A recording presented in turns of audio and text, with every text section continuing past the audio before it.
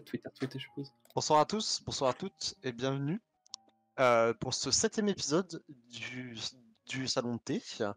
Je me retrouve avec Ulvind. Bonsoir. Bonsoir. Oui, Ouais, ça va il est 20h30, ça va ouais, tranquille. Petite journée de repos, posée, et C'est vrai ça. on se pose. Du coup, comme d'habitude, je vais te demander de te présenter vite fait, voilà. Alors, donc pour ceux qui ne me connaissent pas, je suis Ulvind, donc j'ai 26 ans. Voilà, c'est petit point âge. Je suis dans la communauté Mario Kart depuis fin 2019, donc ça date quand même un peu déjà. Je suis arrivé au moment de la saison 9. J'ai une petite, une petite entrée dans la communauté au moment de la saison 7. On en reparlera, je pense, quand tu montreras un peu mon registry, donc ma page avec toutes les teams que j'ai pu faire. Parce que j'en ai fait beaucoup, il y a beaucoup d'histoires, et à part ça, donc je caste la Lodiv Cup.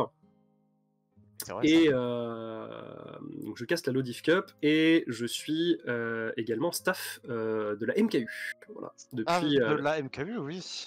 depuis la saison 15. La saison quoi? Oui, voilà. La saison dont laquelle il ne faut pas parler, tu sais.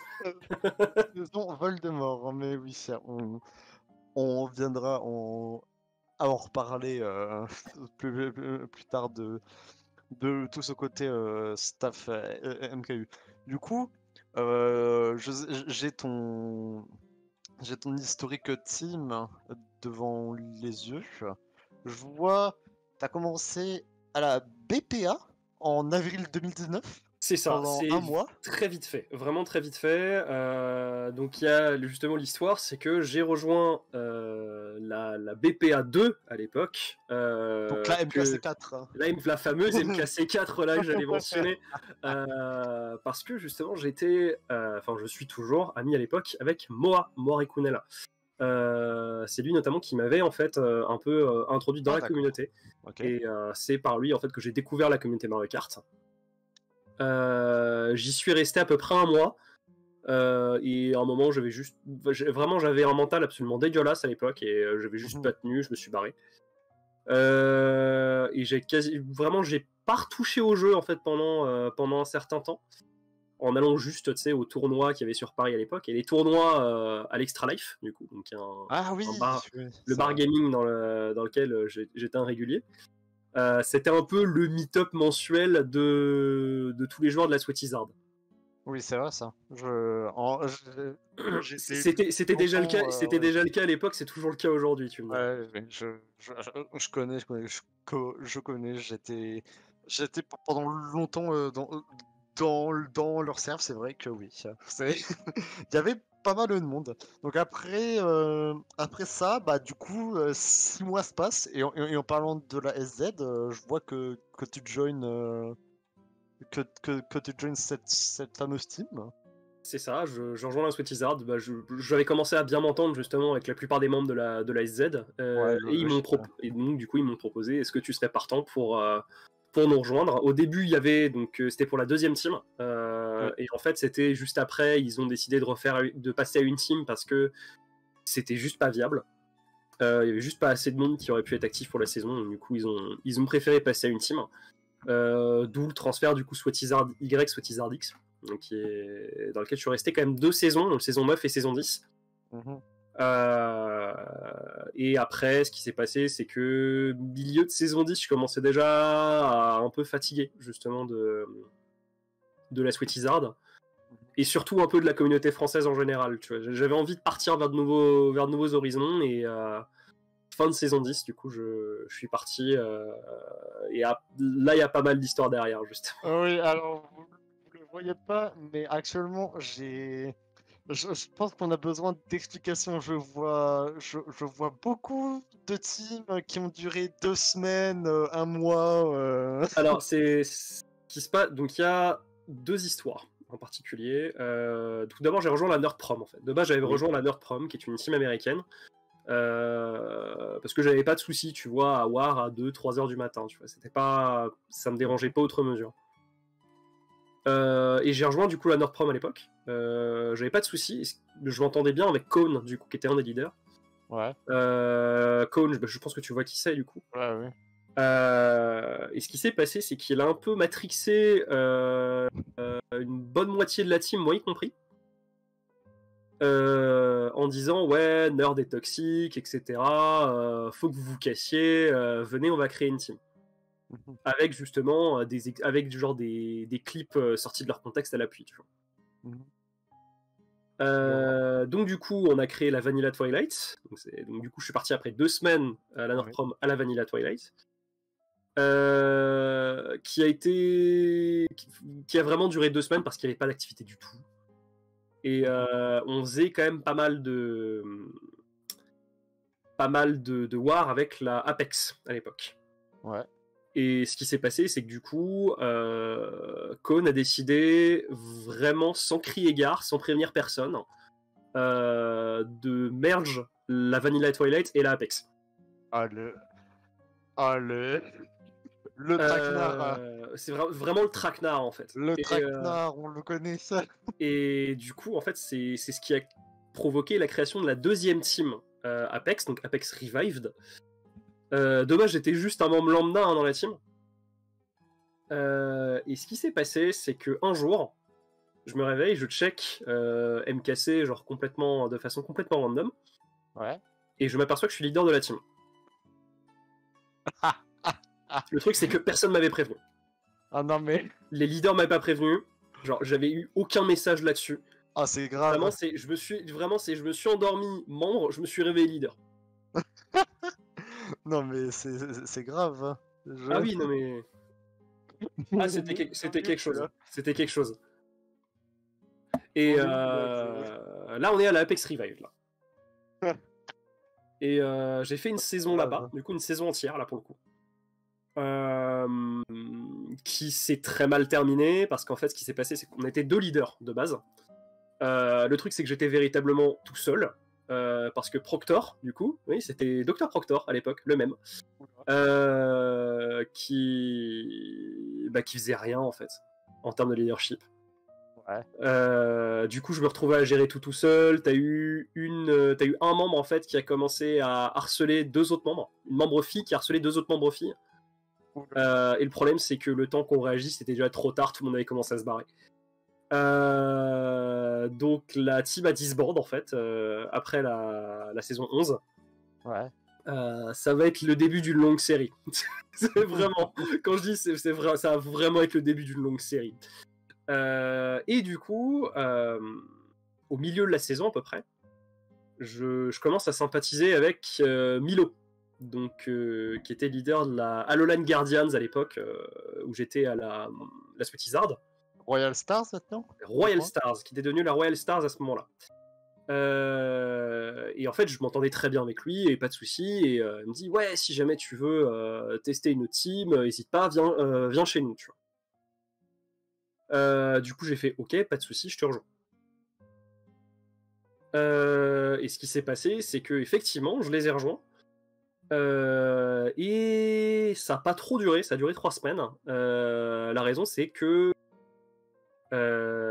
disons que j'avais du mal avec le fait qu'il y avait les petits commentaires en allemand derrière le call, tu vois. Ouais. Parce que ça reste une team allemande en fait dans un sens. Ouais. Ça reste une team allemande et bah forcément tu te retrouves dans une situation où t'es français, où tu bites pas un mot d'allemand, et tu te retrouves dans une team allemande. Forcément t'as des petits commentaires, genre par exemple où ça va inclure ton pseudo, bah tu vas pas les comprendre. Ah, je connais ça. Sur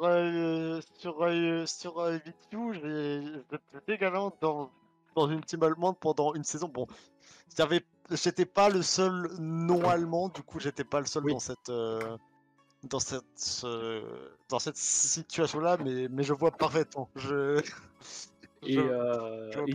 Disons que en termes mental, là encore, c'était pas top.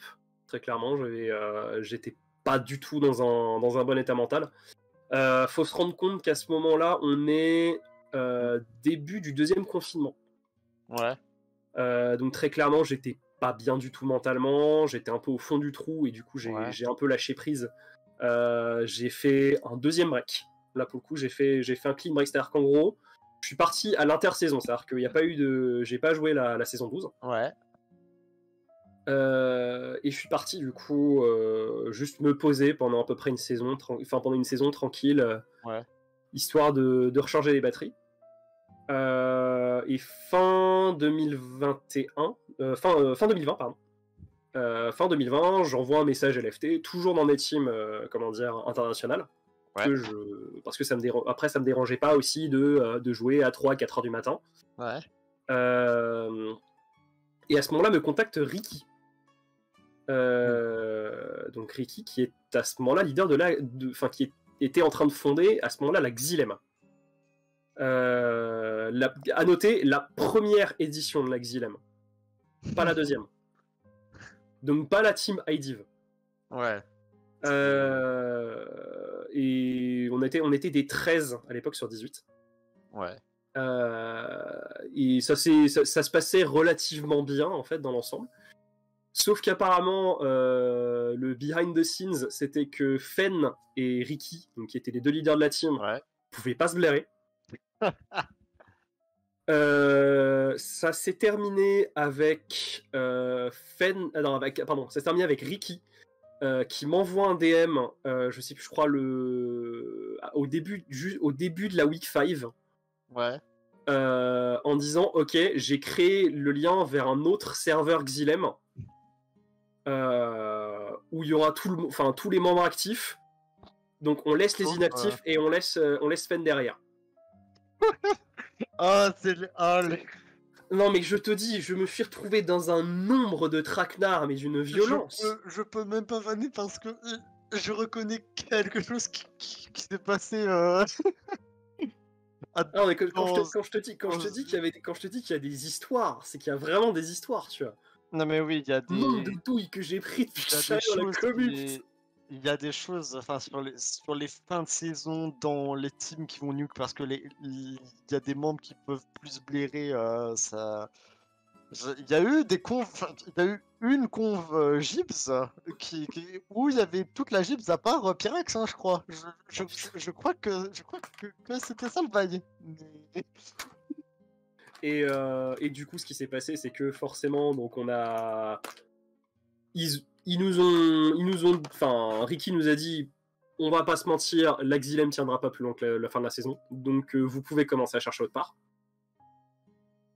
Alors, il y a une petite histoire, c'est que j'ai retenté vite fait de rejoindre la commune française à ce moment-là.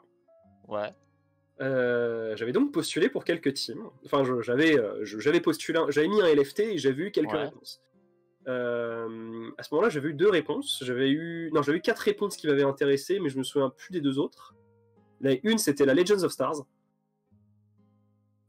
qui était à ce moment-là en train de créer sa deuxième team. Ouais.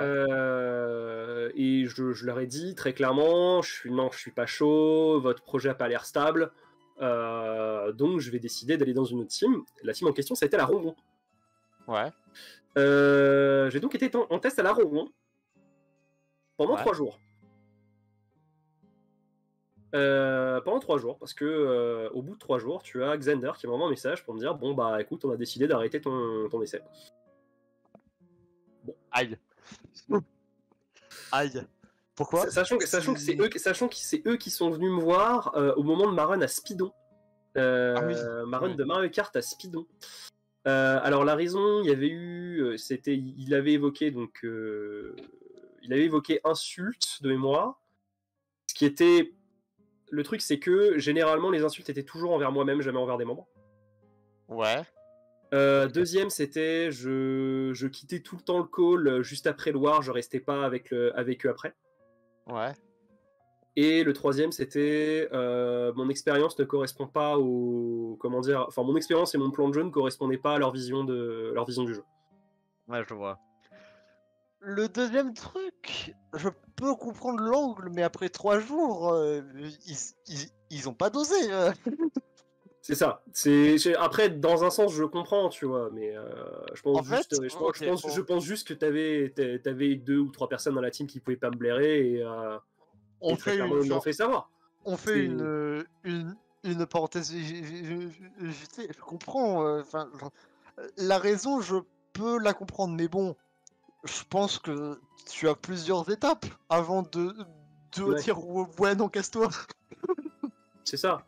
Tu peux, par exemple, aller voir la personne, lui dire ouais, ce serait cool, je pense... genre tu restes un peu. Je pense qu'en fait, il voulait. Je pense qu'en fait, il y a juste. Je pense que c'était soit Xander, soit comment il s'appelle, Heroes, qui pouvaient pas me blairer et ils l'ont fait savoir quoi.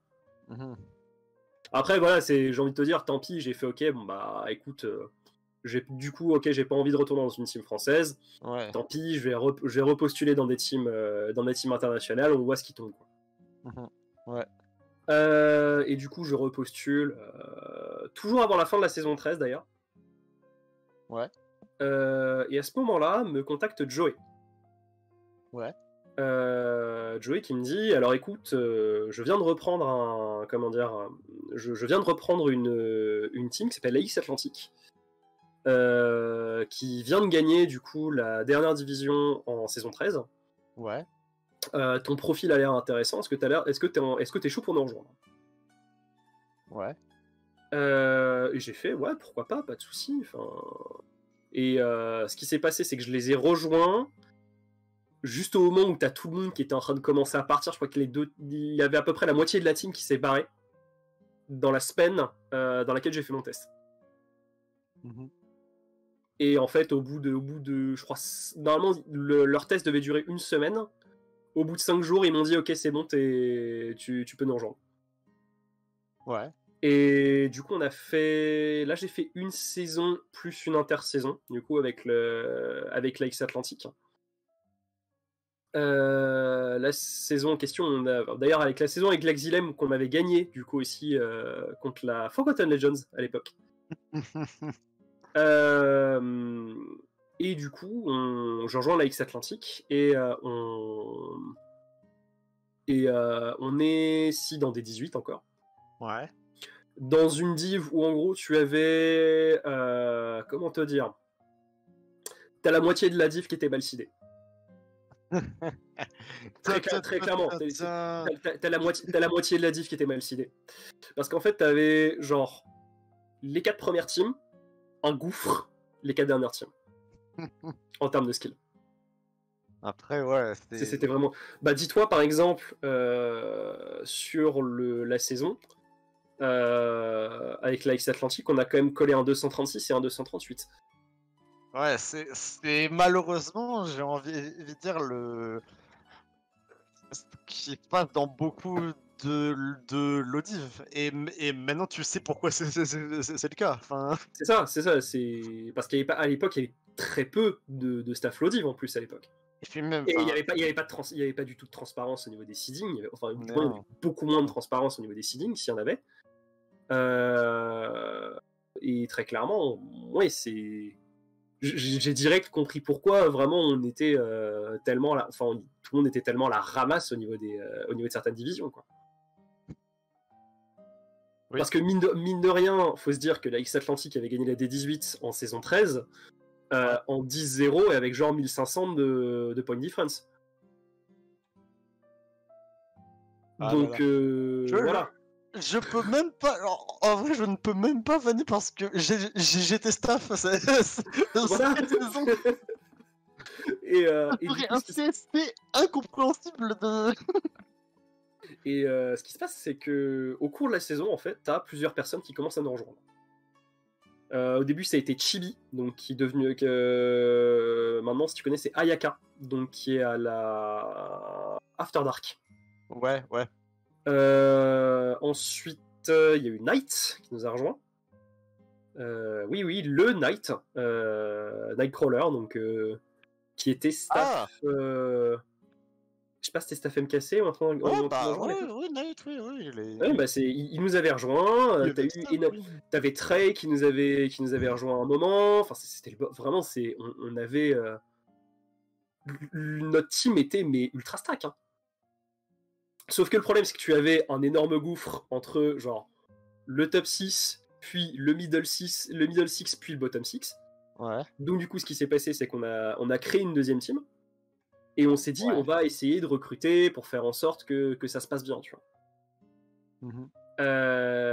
En fait, on a voulu aller trop vite. Vraiment, on a voulu aller beaucoup trop vite. Parce que ce qu'il faut savoir, c'est que entre la fin de la saison... Alors, entre la fin de la saison 14, qui était mi-juin, et le moment où la X-Atlantic a implosé, qui était fin juillet, on est passé de 13 membres à 29.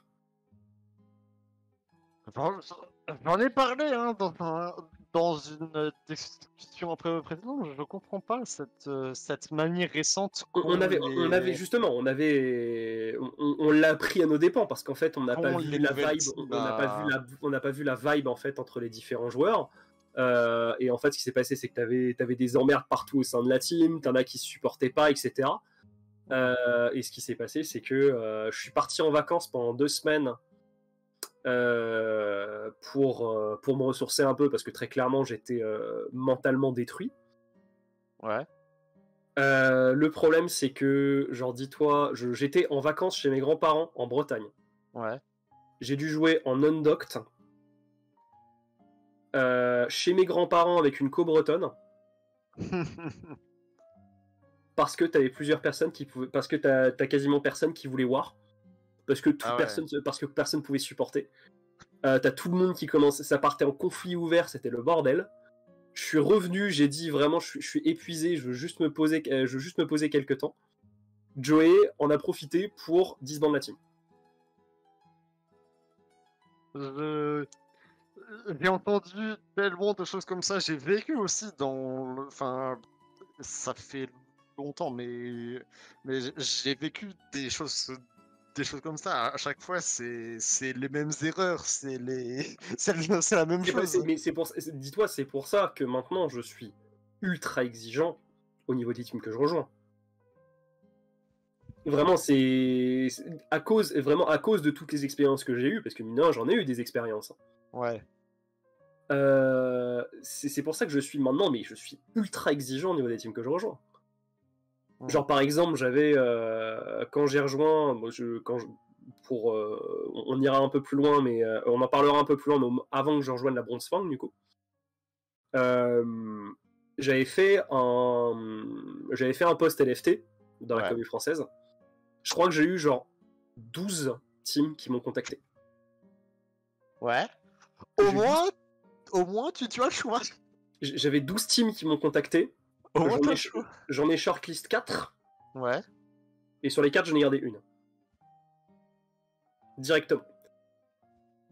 Et ce qui s'est... Donc du coup, pour revenir du coup à après la X-Atlantic, tu as Joey qui me dit on a quand même envie de faire la saison 15 parce que dis-toi cette histoire. La saison quoi? Lol. La saison Voldemort. Et en gros, on est 3 jours avant le début de la saison. Parce que attends, je regarde. On est le 19 août. La saison commence le... Alors, elle commence le 29, mais je crois que les inscriptions finissent le 22. C'est le... Oh non, et là, c'est la team qui pop 2 jours avant... Voilà, on a fait le coup. Une team qui s'appelle la Mutiny in the Azores, avec un tag que apparemment vous avez détesté, le staff. Attends, il faut que je retrouve... Oh bordel! Oh, c'est assez tard. Oui, un tag que vous aviez détesté. Alors, pour ceux qui ne savent pas, le tag, c'est littéralement un sigma majuscule, un alpha minuscule et un céphédie. Genre, il y a aucune vanne. Il y a aucun sens. Vraiment, il y a aucun sens dans ce logo. C'était Save et Joey qui l'ont brainstorm. Il n'y a rien du tout là dans mais vraiment, ce tag, c'était le bordel. Là, dans le tag. Et vraiment, je sais pas pourquoi il a pris ce tag-là. Je pense qu'en fait, ils ont juste dû se dire, oh vas-y, on va faire ce tag-là pour le fun, tu vois. Ils ont pété un câble là. Et Et on commence, enfin on est avant même les premiers matchs, du coup. On est 3 jours après que j'ai rejoint la team. Et tu as Joey et Safe qui annoncent, bon bah à la fin de la saison, on disbande. Non mais... La saison n'a pas encore commencé. Je peux même pas vanner parce que, en soi, je connais des teams D1 récemment, c'était comme ça. Ah non, mais c'était bordélique, très clairement, c'était bordélique. C'est malheureusement beaucoup plus courant que ce qu'on pense. Enfin... Mais vraiment, c'était vraiment bordélique. On a quand même réussi, parce qu'en gros, l'objectif, c'était... on était ici dans des 7, on s'est dit, notre objectif, c'est de monter en des 6. Mais... on a réussi à monter en D6, du coup, sur la première partie de saison. Ouais. Sur la deuxième partie de saison, t'as Ayaka, du coup, qui s'était barré, entre-temps, entre la première partie et la deuxième partie de saison. Non, pardon, il a été kick. Il a été kick parce qu'il était devenu genre ultra salé envers Joey, etc. Enfin, c'était le bordel. C'était bordélique. On a fait la deuxième partie de saison en mode bas les couilles. Parce qu'on s'est dit, on a atteint notre objectif, on s'en bat les couilles. Ouais. Je crois qu'on est arrivé en bracket consolation. Ouais. On a perdu nos 3 matchs, hein, très clairement. Vraiment, la deuxième partie de saison, on n'a pas gagné un seul match. Et ce qui s'est passé, c'est que vraiment le dernier match, on savait que c'était le dernier match de la team. Ouais. On est arrivés tous comme ça, en mode allez, vas-y, on s'en fout, on va voir. Ouais. Vraiment, on a fait ça comme une bande de potes. On a perdu le match au final, mais c'est probablement un des meilleurs matchs en termes d'ambiance que vraiment on en avait rien à foutre, quoi. Ouais. Et entre-temps, du coup, donc pendant la deuxième partie de saison, du coup, j'avais commencé à chercher des teams à rejoindre. Ouais. Et je me suis dit, je vais retenter ma chance, je vais retourner dans la commune française. Ouais. Et j'envoie donc du coup un message LFT sur MKFR et je reçois alors parce que je crois que le pire c'est je crois que j'ai encore le message quelque part, enfin voilà, j'ai encore mon fichier Notepad, genre mon fichier bloc-notes,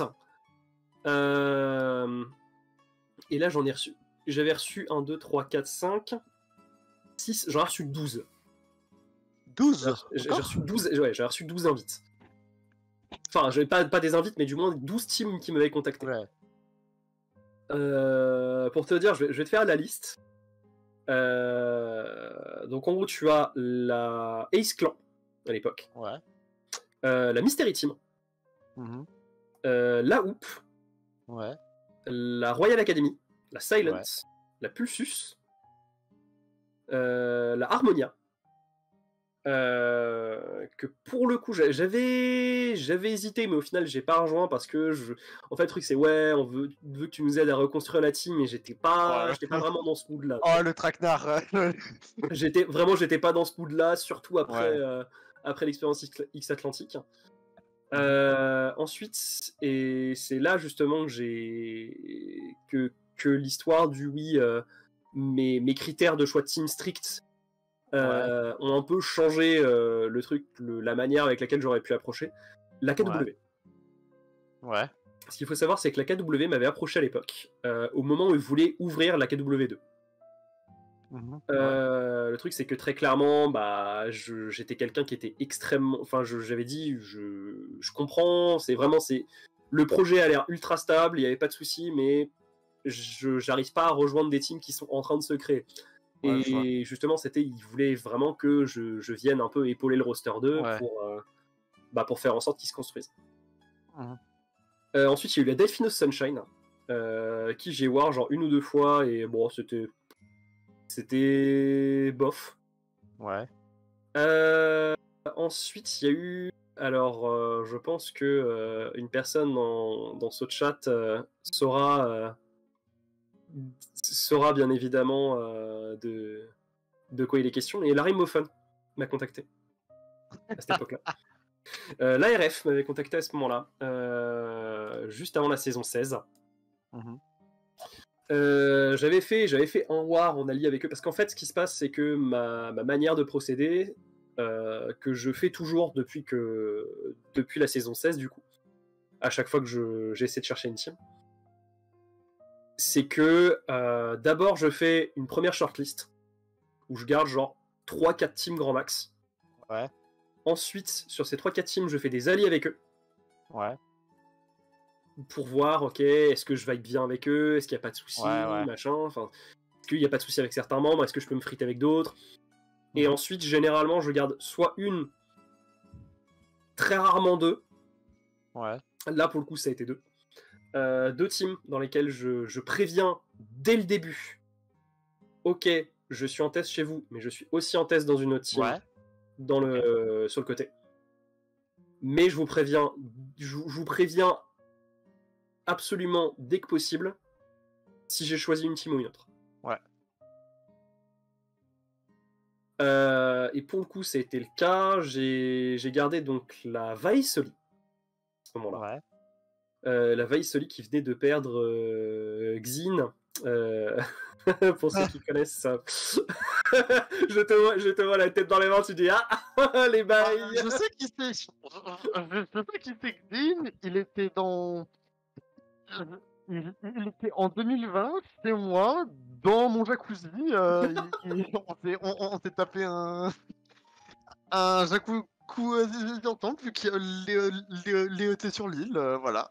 Bah, respect à toi.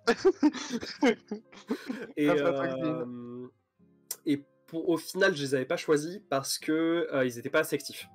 Ouais. Et donc est arrivé une autre dont est arrivée ma première team, dans la communauté française depuis la Sweatizard, qui est la OF, la omelette du fromage. Est-ce qu'on peut parler de ce nom parce que c'est qu'est-ce que je te dis bah c'est ça, enfin. Genre, bref, il fallait speak Big Trouble. Et pour le coup, je m'entendais bien avec eux, il n'y avait pas de soucis. On a fait une première saison où ça s'est relativement bien passé, jusqu'au moment où on a eu deux joueurs en particulier avec qui je m'entendais vraiment pas. Ouais. Les deux joueurs en question, c'était Nox et Donny. D'accord. Alors le truc, c'est que Nox, je m'entendais pas du tout avec lui. C'est de tout, il s'entendait pas avec beaucoup de personnes dans la team. Parce que c'était typiquement le genre de personne, t'as un niveau trop faible, je veux pas jouer avec toi, etc. Il s'entend pas avec grand monde. J'ai des expériences avec lui du serveur SZ, ils sont. Ouais, voilà, Après, le truc, c'est que forcément, tu as quand même bien décrit le personnage. Et très clairement, j'avais juste. Vraiment, je m'entendais absolument pas avec lui. Et. Après, le truc, c'est que ça vient surtout d'un incident qui a eu lieu donc juste au début de la saison 16. Ouais. Enfin, juste avant les matchs, du coup, parce qu'il y a eu le seeding qui est arrivé. Ouais. Et on avait été seed en D11. Ouais. S'ensuit dans le serveur un énorme scandale, forcément. Donny et Nox qui tapent un scandale. Qui commence à trash, genre vraiment le staff MKU, mais alors que j'étais dans la conversation, tu vois. Oui, par contre, c'est vrai, t'es là. Ah non, les parce que conversations comme ça, j'en ai vécu aussi, et c'était compliqué. Et ça a quand même énormément baissé mon estime des deux, pour le coup. On a fait la saison 16 quand même. Et ça se passait ça s'est passé relativement bien après leur départ, après le départ de Nox et Donny. Du moins jusqu'à un certain IRL. Alors il y a des bails, très clairement. J'en parlerai pas en détail parce que très clairement j'étais pas là pour une raison très simple, c'est que j'avais chopé le Covid. J'étais censé être à cette IRL du Nouvel An. Ouais. Parce qu'en gros, on avait prévu l'IRL du Nouvel An. Dis-toi, c'est moi qui ai payé l'Airbnb dans lequel on était. Et j'ai chopé le Covid 4 jours avant. Ah, désolé. Et en fait, ce qui s'est passé, c'est qu'apparemment, c'est parti complètement en couille après. T'as eu des tentatives de mutinerie, genre tout le monde disait ouais, Rayku doit se barrer. Enfin, c'était le sbeul. Mais vraiment pendant une semaine et demie, ça a été le sbeul. Puis ensuite, ça s'est calmé. Et à un moment, en fait, il y a juste certaines personnes que je supportais pas dans la team. Et j'ai décidé de partir avant le début de la saison. Enfin, avant le début des matchs de la saison 17. Ouais. C'est-à-dire que je me suis barré après les seedings préliminaires, je crois. Et là, j'ai fait non, je vais faire un break, j'en peux plus. Je vais juste faire un break, je suis pas bien mentalement, j'ai besoin de me ressourcer un peu et de me concentrer sur le boulot staff MKU. Ouais. Et au final, j'ai fait vraiment ce break d'une saison tranquille. Puis ensuite, je suis revenu. J'ai refait du coup mon fameux tri des teams avec les 12 propals que j'ai eu. Et là, pour le coup, j'étais arrivé à 2 teams dans la shortlist. Ouais. La première étant la Bronzefang et la deuxième étant la Sweatizard Z. Ouais. Qui voulait, en gros, ils ont dit ouais, ce serait bien que tu rejoignes la Sweatizard Z, t'es un ancien SZ, tu t'entends bien avec eux. Le problème, c'est que c'était pas actif. C'était vraiment pas, genre c'était vraiment genre une war par semaine et j'arrivais juste pas. Je peux confirmer, oui. Mais vraiment, j'y arrivais juste pas. J'avais juste besoin de quelque chose de plus actif. Et du coup, j'ai rejoint la Bronzefang. J'ai rejoint la Bronzefang. À noter, je tiens quand même à préciser que dans mon message LFT, j'ai dit je cherche une team D14, D18. Et du coup, j'arrive du coup à la Bronzefang, qui était site D15. Oui. 3 jours plus tard, la Silverfang disbande.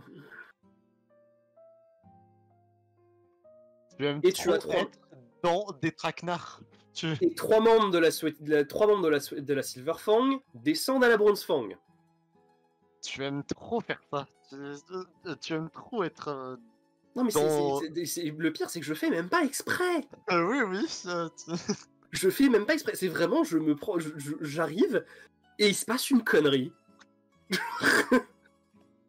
C'est même pas une vanne. C'est pour me tuer. C'est. Et du coup, donc on fait notre saison en D13 avec la Bronzefang. Ah, ça va, en vrai, ça va. Je pensais ça va. On a fait la saison en D13, on est arrivé en demi-finale et on a perdu la demi-finale à cause d'une porte. Je veux même pas savoir pourquoi. Alors, je vais expliquer rapidement. Hop. Normalement, je vais montrer. Là, il n'y a pas de porte. Oui. La raison, c'est que j'ai dû la défoncer pour rentrer dans ma chambre. En fait, ce qui s'est passé, c'est que la porte s'est pétée au moment où la porte s'est pétée de l'intérieur au moment où je suis parti aux toilettes entre le match de 21 et le match de 22. Et le problème, c'est que je me suis dit, je vais essayer de sortir, genre pour contacter ma mère. Je n'avais ni les clés de la maison qui étaient dans la chambre, ni mon portable qui était dans la chambre. Non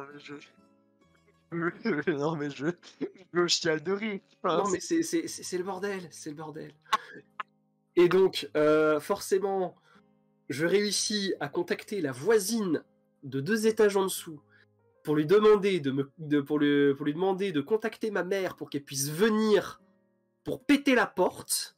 Non, c'est trop. Pour m'aider à défoncer la porte. Au final, j'ai réussi à rentrer dans ma chambre. Il était 00h30. Non, c'est trop. Non, en vrai, le combo entre l'histoire du Airbnb, parce que moi aussi j'ai connu des Airbnb douteux.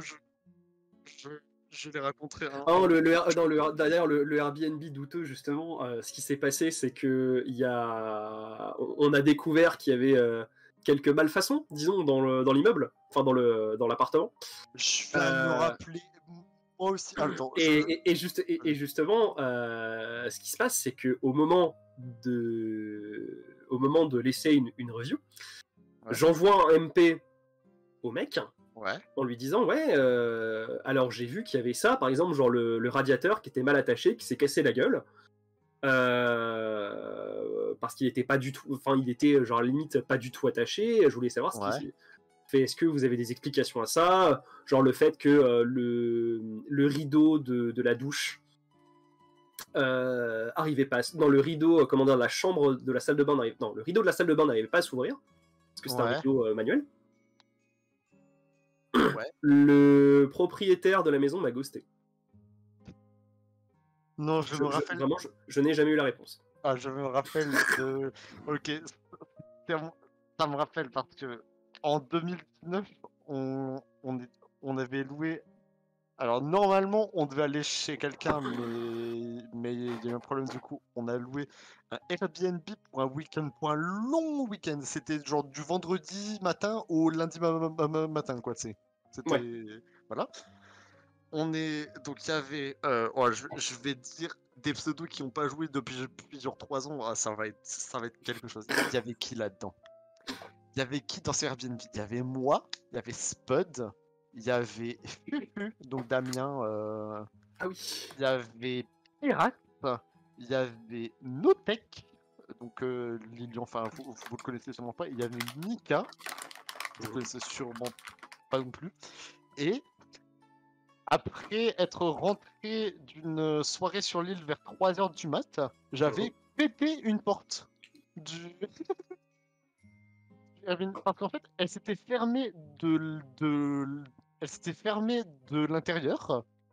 Et genre, en forçant, tu sais, dessus parce que j'avais pas. Je pensais, tu sais, qu'elle était juste dure à ouvrir.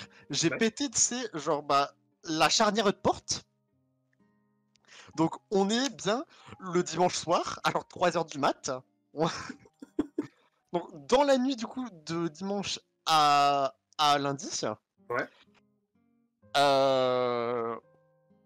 On a genre 5 heures de sommeil, quoi, tu sais. On essaie de recoller la charnière de porte en catastrophe, tu sais, voilà. Il y a la moitié des gens qui sont déjà partis parce qu'ils devaient raccompagner des gens à leur train, tu sais, etc. Il restait que 3 personnes, dont moi. Je crois que c'était genre moi, Pyrax et la meuf de quelqu'un. Et il y a les personnes qui passent pour tu sais, la vérification, tu sais, pour voir qu'il n'y ait rien de pété, pour qu'il n'y ait pas de problème de caution, etc. On a laissé la porte ouverte, que c'était une porte où elle est glissante. Ouais. Et genre, le mec a pas capté. Non. Il a fait ok, bah très bien, du coup, je vous rends la caution. Voilà, au revoir. On s'est cassé en 4ème vitesse. Je voulais même pas laisser une chance que genre, on reste un peu faire la discute, tu sais, et d'un coup, on se barre. Oh, le bordel, quoi. Mais ouais. Du coup, la bronze fang, là, ce qui s'est passé donc à la fin de la saison 18. À la fin de la saison 18, en fait, il y a eu la moitié de la team qui est partie pour fonder la Moonlight. Ouais. Mais vraiment, sans prévenir. Donc du coup, Shadow a récupéré la team. Au début, c'était je suis pas sûr, ça a peut-être encore disband. Je me suis dit putain, de toute façon, je savais que si ça allait encore disband, c'est très simple. Moi, je me cassais dans une team, dans une team inter. Ouais. Il n'y avait même pas de discussion. C'est vraiment si ça disband encore, allez, c'est parti. Moi, je me casse. Allez, hop, team inter, c'est parti. On y retourne. Au final, il y a eu pas mal de monde qui est arrivé. On a eu notre run aux frontières. Ouais. Et au début, on s'est dit ouais, on va essayer d'avoir une, genre, on va essayer de choper une div genre à un chiffre, tu vois, genre Ouais. D9. Ouais. Puis ensuite, on a vu notre run aux frontières, on a fait, on va peut-être pas être D9, je pense qu'on va être au-dessus. Ouais. Surtout quand on gagne la Ragnarok de, on gagne la Ragnarok de 2 après tiebreaker. Ouais. Donc du coup là, c'est bon, la saison 19 a commencé, on est en D7 et là je cire le banc. Très clairement. Très clairement, j'ai posté sur Twitter au moment de l'annonce des seedings finaux en disant ce banc va être Oui, ce banc va être extraordinaire.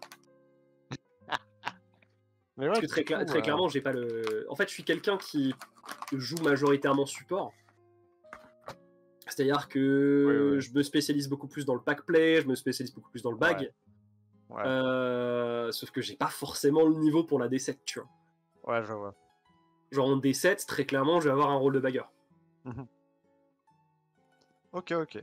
Bah, du coup, on est dans. Enfin, t'es actuellement à la bronze fin, du coup. C'est ça. On a fini ce côté historique. Moi, je voulais parler de tout ce côté MKU staff, parce que c'est quand même quelque chose qui, même si vous êtes en progression sur la transparence, etc., ce qui est très bien. Je pense que tu le sais, lorsque j'ai été là-bas, j'œuvrais pour que ce soit le plus transparent possible. Je suis toujours même de l'avis que le, le meeting des seedings devrait être stream. Alors la raison, c'est que tu as des personnes qui n'ont pas envie véritablement d'être en stream. Je sais, mais donc c'est quelque chose qui sera juste chose qui sera juste pas négociable avant qu'on ait du moins sauf si la personne les personnes en question partent. Mais je sais, j'ai déjà eu cette conversation. Je sais, j'en pense ce que j'en pense. Après, ça m'a pas empêché, tu vois, par exemple pour cette saison, de faire mon seeding tout seul. Bon, après, le truc, c'est que j'ai très légèrement sous-estimé le temps que j'allais mettre. Oui, bah, parce que je me suis dit, allez, je plie ça en 4 heures, en fait, non, très clairement. Je prends une soirée, allez, c'est bon, paf. Parce que je me suis dit, j'ai commencé à 16h en me disant, ok, c'est bon, comme ça, à 20h, je pourrais comment dire, aller à ma réunion MKU. Ouais. Et très clairement, au bout de... Tu l'as fait le jour même? Je l'ai fait le jour même. Ah ouais. Je l'ai fait le jour même.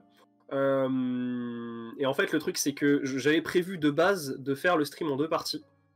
Non, pardon, j'avais prévu de le faire en une seule partie, mais j'avais prévu de le faire le dimanche matin. Ouais. Le problème, c'est que j'avais légèrement oublié un seul détail.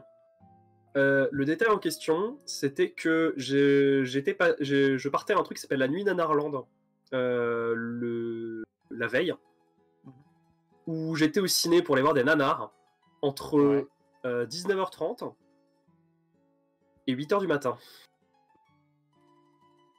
Non mais enfin. Donc le temps que je rentre chez moi était 9h30. J'avais toujours pas dormi. Donc du coup je suis parti dormir. Puis ensuite il y a eu 2-3 trucs, genre ma mère et il y avait ma coloc qui emménageait ce jour-là. Ouais. Et de l'autre côté, j'ai ma mère en fait qui venait lui faire signer le bail pour le loyer. Donc du coup, le temps que tout le monde parte, il était 16h, donc j'ai lancé mon stream. J'ai lancé le temps que je prépare un peu tout le truc, j'ai lancé le stream, il était 17h. Ouais. Et je me suis dit 4 heures ça va, pour toutes les divisions ça devrait le faire. Non. Bah non. Donc du coup j'ai retenu la leçon. La saison prochaine, je fais le stream en 2 parties. Avec un stream IDIV et un stream Lodiv. Ouais. Et ça va être 2 streams de 3 heures. Parce que très clairement, les 2 streams de 3 heures, normalement, ça devrait faire. Mais ouais, du coup, dans cette démarche un peu de transformation, moi j'aimerais bien que tu racontes un peu à peu près ce qui se passe en moyenne, tu sais, tout le long d'une off-season, quoi, tu sais. Genre, comment est-ce que tu t'organises, qu'est-ce qui se passe dans le staff, c'est quoi vos objectifs, c'est quoi, voilà. En gros, là le truc c'est qu'on a quand même pas mal changé un peu on a pas mal changé nos critères de seeding pour cette saison parce que on a eu énormément de drops dans les saisons précédentes. Ce qui est bien que vous les ayez changés. Parce que comme ça on s'est dit ok vas-y on le fait, on y va à fond et le truc c'est que cette initiative c'est moi qui l'ai prise pour le coup. C'est moi qui ai posté le truc en disant il faut qu'on ait des critères de seeding plus stricts pour éviter les drops. Genre vraiment c'est limite, c'est genre c'est moi qui ai proposé notamment la base de 3 wars full membres. Oui, alors que avant c'était 1. C'est 3 wars full membres. Ouais. Et du coup, ça se passe relativement bien. Donc en gros, le principe c'est tu ouvres ta division tranquille, tu parles en fait aux différentes équipes. En fonction des langues que tu utilises, tu peux le faire soit en anglais, soit en français, soit en espagnol. Dans mon cas, en fait, je suis bilingue français-anglais, je maîtrise à peu près l'espagnol. Ouais, je vois. Donc, généralement, je fais français-anglais, anglais et français quand c'est possible. Et de temps en temps, quand justement les membres de la Hydrated Valicanos, du coup, en D20, commencent à venir me voir et me parlent en espagnol, généralement, je leur réponds en espagnol. Ouais. Donc, le principe, c'est tu réponds à t'essaies de répondre à toutes leurs questions, surtout en D20. Ouais. Parce que très clairement, t'as beaucoup de teams, soit qui démarrent, soit qui n'ont pas forcément les bases, soit qui lisent pas forcément les règles. Alors que on leur dit, genre, lisez les règles, lisez bien les trucs. Alors là, par exemple, j'ai quand même dû attribuer 2 forfaits à une team parce qu'elle avait joué un joueur inéligible. Et il s'en était pas rendu compte. C'est souvent comme ça en low div, malheureusement. En lowest div, donc la D20 du coup pour cette saison. C'est généralement à peu près comme ça que ça se passe. Hein. Ce que m'expliquait Yasn, du coup, qui l'avait fait les 2 saisons précédentes, a dit très clairement c'est toujours comme ça. Hein. Bah oui, c'est toujours comme ça. Après, le truc, c'est que généralement, j'ai toujours un peu... justement, David en est témoin. J'ai un petit message que je poste le jour des wars, en fait. Ouais. Le jour des matchs, en fait, je poste un petit message en disant, ok, voilà, donc je ping les représentants et je leur dis, ok, vous envoyez les friend codes maintenant, voilà la liste des matchs aujourd'hui. Ouais. Et dès que vous avez envoyé le truc, je mets un petit check à côté pour dire ok c'est bon, on a le code ami. Ouais. T'en as qui le font pas, t'en as qui font, t'en as qui fonctionnent un peu autrement. Et après généralement lors des matchs, on a toujours un œil sur notre division. C'est-à-dire que même si on joue à côté, on a toujours un œil sur notre division au cas où ça parte en vrille, au cas où t'es des trucs. Au cas où t'es une team qui disent ouais j'ai des problèmes de lag, au cas où t'es une team qui disent ouais on a un petit souci, faut rouvrir la room, etc. Ouais.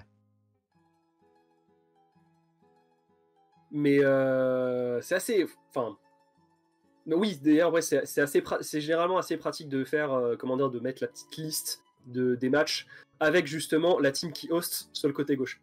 avec genre une bonne indication, genre voilà, je les mets en italique. Généralement, je mets les teams qui hostent en italique. Et comme ça, c'est vous savez quel team host, vous savez à quel moment, postez vos Konami. Ouais. C'est particulièrement pratique en low div, enfin surtout en low SDiv, parce que très clairement, t'en as qui sont un peu paumés là-dessus. Ouais, bah oui, c'est... Je connais malheureusement ça. Moi, je ne sais pas si tu as suivi, vu que tu as fait beaucoup plus dans les hautes div, mais ces nouveaux critères ont quand même créé une histoire assez incroyable. Avec la Not You, c'est ça? Oui. Oui. J'ai suivi la saga. Au final, ils étaient cuites, donc du coup. Oui, la question oui, mais... au final, ils étaient cuites, donc la question était non, je crois qu'ils avaient registré quelqu'un. Non. Je suis quasi. Alors, ils prévoyaient de le faire, et au final, ils l'ont pas fait parce qu'ils s'étaient dit, non, de toute façon, on n'arrivera pas à 3 wars avant la fin de la semaine. Puis, il y a eu le petit faux tableau incident. Oui. Ah oui, non. Ah non, oui, là, les deux tableaux. Bah oui, non, ils ont fait que 2 tableaux, ils en ont pas fait qu'un. Hein. Oui, ah oui,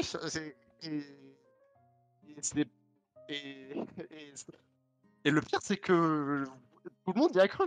Tout le monde. En fait, tout le monde y a cru pendant un temps, puis ensuite, t'as un qui s'est dit, je suis quand même allé regarder sur leur serveur, et je voyais pas les tables. C'était Arty. Et je crois que c'est Arty qui a fait, c'est bizarre, je vois pas les tables. C'est Arty parce que, en fait, ce qu'il a peut-être pas dit, et enfin, ce qui est normal vu que je vois pas trop pourquoi est-ce qu'il l'aurait dit, c'est que, en fait, on m'a link ces tableaux à la arc, et je me suis dit, ça n'a pas de sens. Ça n'a aucun sens. Du coup, je suis allé checker et j'ai vu que ça ne collait pas du tout. Oh le bordel. Mais du coup, ouais, ils auraient pu arnaquer beaucoup de gens. Ah, mais ouais, c'est quelque chose. Ouais, vraiment, je t'avoue que en 4 saisons de MKU, en tant que staff, j'ai vu pas mal de choses, mais le coup des tables fake, je l'avais jamais vu. Pour le coup, je l'avais jamais vu venir. Je l'avais déjà vu pour des teams qui vont être feed, mais qui veulent gratter soit un seeding plus haut, soit un seeding plus bas, tu sais, mais... Alors, non, moi, pour le coup, j'ai vu des teams qui ont volontairement throw un match. La Color Squad l'avait fait, par exemple. Oui, c'est vrai. La Color Squad l'avait fait la saison dernière. Je vais même pas vanner parce que dans une de mes teams 200 CC, on a fait ça une fois. Le throw un match pour être... Parce que c'est vrai que, mine de rien, en 200 CC, on s'en rend pas compte, mais moi aussi, j'ai quand même plus ou moins une expérience en 200 CC. Ouais. Après, le truc, c'est que, contrairement aux 150, j'ai beaucoup moins de teams en 200. Ouais. Non, après, c'est majoritairement genre des expérimentations qui sont pas allées très loin. La 200... J'ai un rapport quand même incroyable avec le 200cc dans le sens où, en gros, on l'a tryhard. En gros, on était la meilleure team du monde parce que, en gros, personne ne savait jouer en 200cc au début du jeu, en gros. Ouais. Du coup, ce qui se passait en 200cc, c'est que, en gros, on lançait le jeu dans ce mode pour la MKU. On mettait stomp après stomp et on gagnait. On faisait tourner les lieux en mode. Nos 3 meilleurs joueurs n'ont pas envie de jouer cette semaine. Aucun problème. On va jouer ces mecs-là qui vont first time jouer des maps en 200cc. De toute façon, ils sont sûrement meilleurs que le. Ah, mais. Parce que là, tu vois, j'ai rejoint relativement tard, mine de rien, le 200cc. Parce que je l'ai rejoint. En gros, j'avais rejoint quelques teams, etc. On avait essayé, à l'Aix Atlantique notamment, on avait essayé de faire une team 200cc. Pas aller très loin.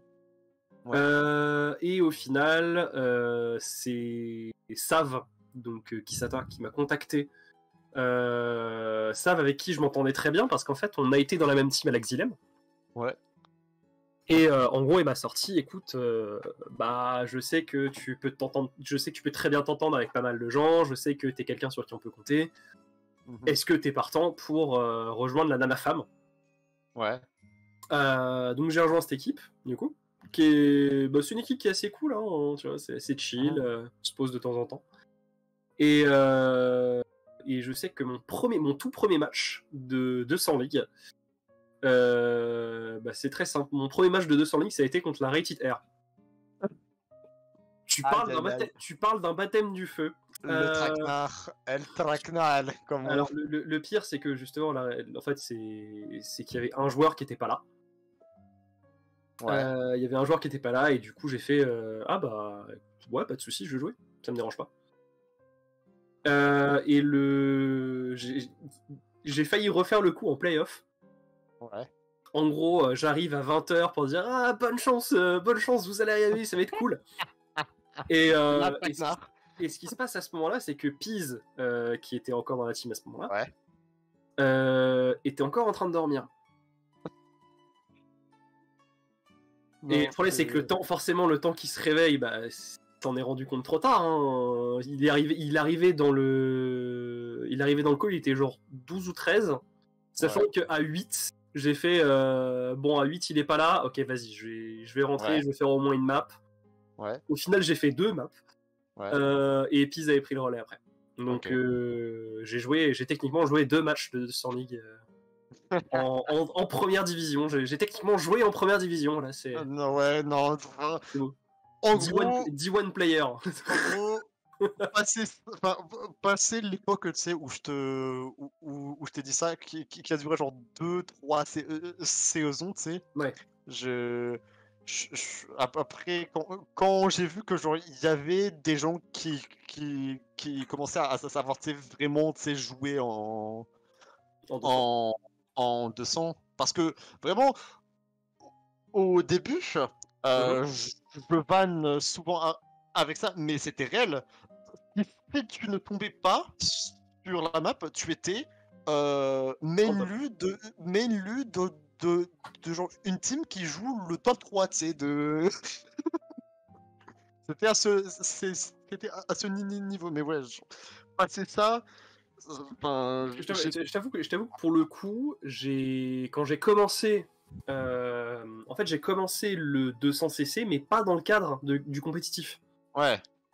J'ai commencé le 200cc dans le cadre du speedrun. Je vois.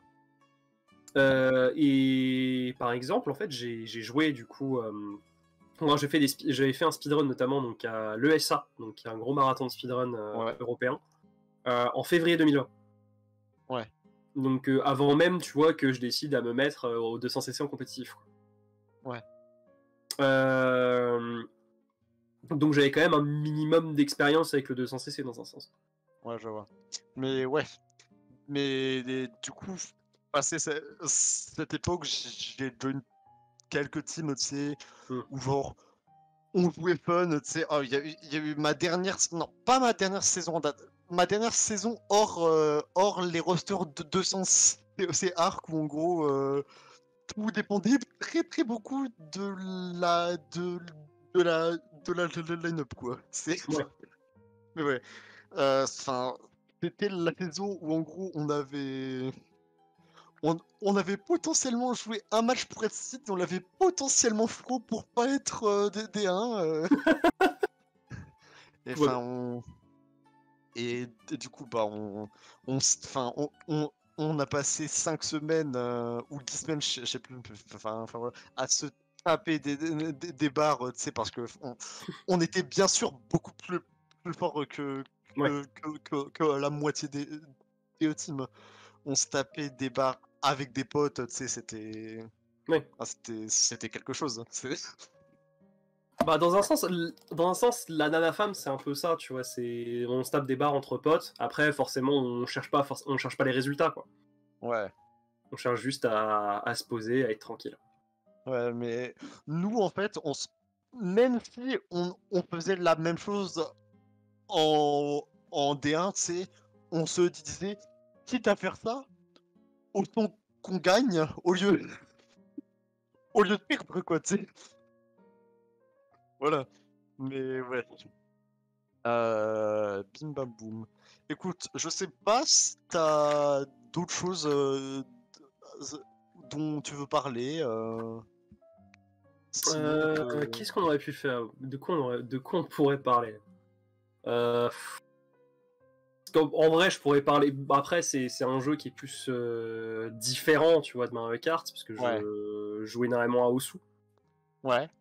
C'est notamment par ce biais que j'ai rencontré Musty, Ouais. avec qui je m'entends relativement bien. Enfin, c'est notamment parce que je suis en fait donc l'admin de du plus gros hub de tournois français sur Osu. Ouais. Enfin, je suis un des admin, enfin, je fais partie du conseil d'administration, en gros. Ouais. Et disons que c'est surtout dans cette communauté en fait que j'ai appris vraiment à faire le cast. C'est que j'ai appris à cast, que j'ai appris à commenter des parties. Je commande des parties depuis quelque chose comme 3 ans et demi, je crois. Ouais. Donc ça commence quand même à dater. Et ce qui s'est passé, c'est que du coup, j'avais commencé, je me disais, ah vas-y, ça a l'air cool de cast, etc. Ce qui fait que quand il y a eu la LDC qui cherchait justement des nouvelles personnes, Ouais. etc., dans le truc, je me suis dit, je peux peut-être tenter ma chance sur le cast. Parce qu'en vrai, le cast Mario Kart, Ouais. j'en ai jamais fait. J'en avais jamais fait avant, tu vois. J'ai fait du cast sur Osu depuis 3 ans et demi, je sais à peu près comment ça fonctionne. Mais le cast sur Mario Kart, c'est complètement différent en fait. Parce que forcément, généralement, t'as qu'un seul POV, tu suis qu'un seul POV au lieu de deux. Donc forcément, t'as beaucoup de, comment dire, tu as énormément en fait d'inconnus dans l'équation. Alors que sur Osu, par exemple, l'interface fait que tu as genre les POV des 2 jours en même temps, avec en bas Ouais. une petite barre en fait qui va à gauche à droite en fonction de qui mène, et avec les scores calculés, etc. Genre 500 000, 600 000, etc. Ouais. Et sur Mario Kart, en fait, t'as pas vraiment de visu là-dessus. Ouais.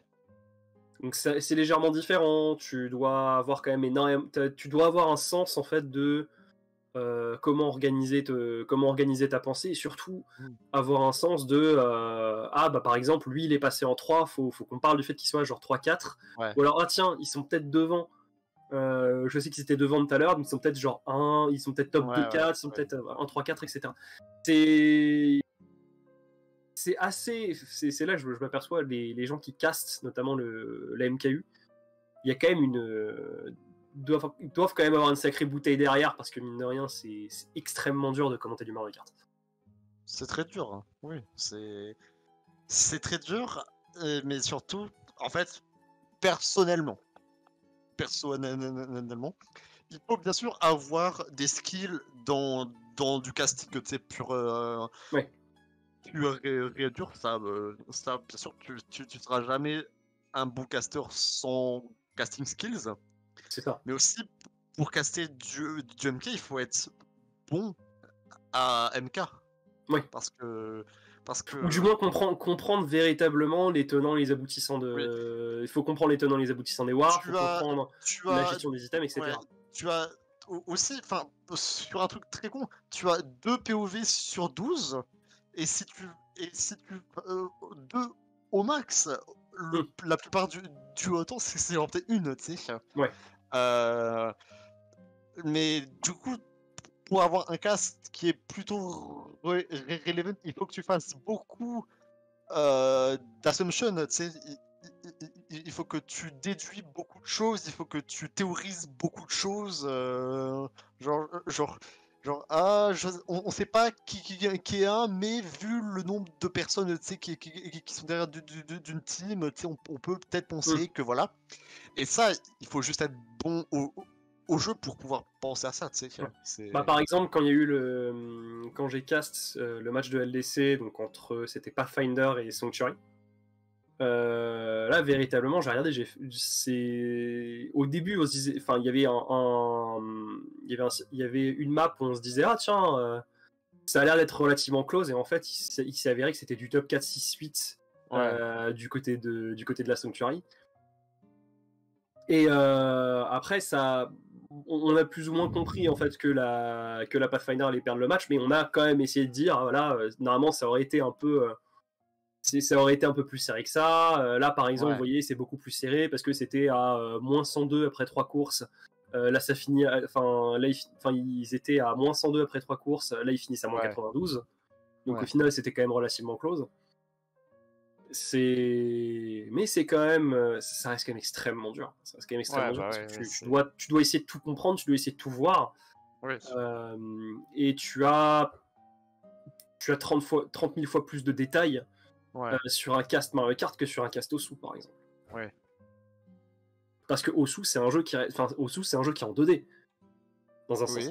Tu vois juste, t'as des cercles, des sliders et des spinners. Et voilà. Surtout, c'est un jeu qui est à voir beaucoup plus simple. Enfin, je vais me faire insulter, mais enfin, Osu, tu touches tes cercles ou tu les touches pas. Dans un sens, c'est exactement ça. Voilà. Soit tu les touches un peu après ou un peu avant, soit tu les touches beaucoup après ou beaucoup avant, soit tu les touches pas en fait. Voilà. Alors, c'est bien sûr beaucoup plus. Oui, c'est réducteur. C'est réducteur, mais c'est un peu le principe du jeu de rythme en fait. Tu dois juste cliquer en rythme. Alors que MK compétitif, je pense que tu peux pas le résumer. Tu pourrais le résumer à dire, il faut être devant. Mais voilà, tu sais, il faut. Ce serait bien plus que réducteur que. Mais c'est très clairement cast du Mario Kart. C'est quand même, en tout cas, beaucoup plus dur que de cast genre un jeu comme Osu qui est relativement simple en fait en comparaison.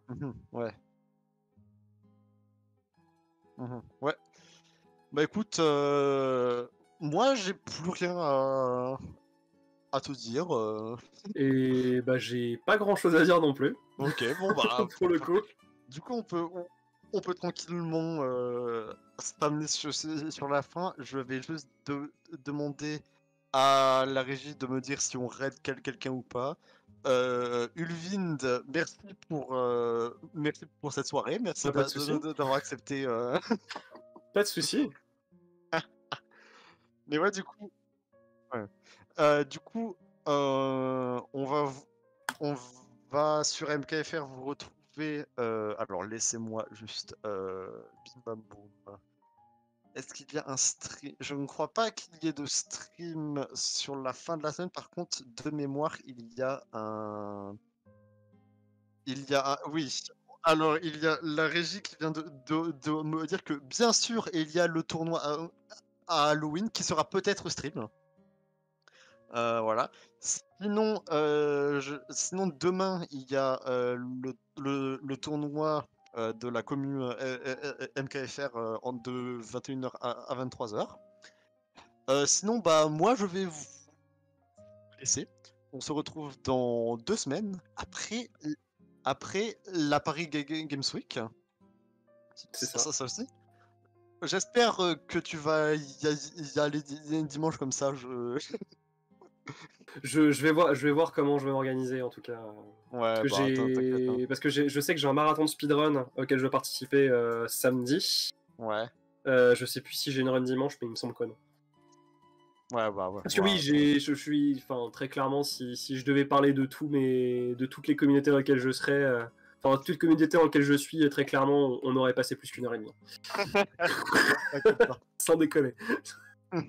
Mais ouais, du coup, je vais vous laisser. On se revoit du coup personnellement dans 2 semaines et sur MKFR peut-être ce week-end, sinon mardi prochain pour le JT. Bonne soirée à tous. Ciao ciao.